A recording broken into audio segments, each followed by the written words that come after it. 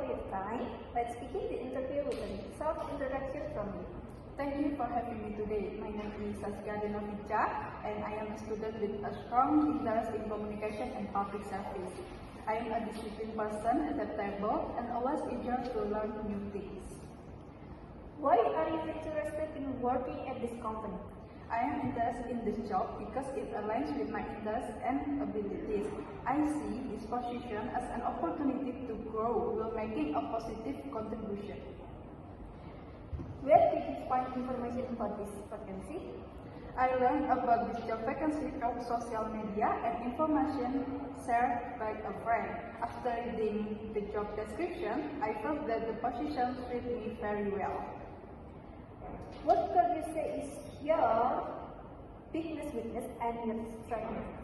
My strengths are that I am disciplined, have good communication skill, and can work well in a team. I also adapt quickly to new environments.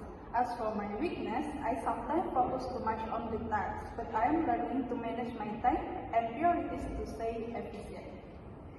Thank you as well for your time. It was a pleasure speaking with you today. Thank you for your time. I hope to join the team and contribute my best.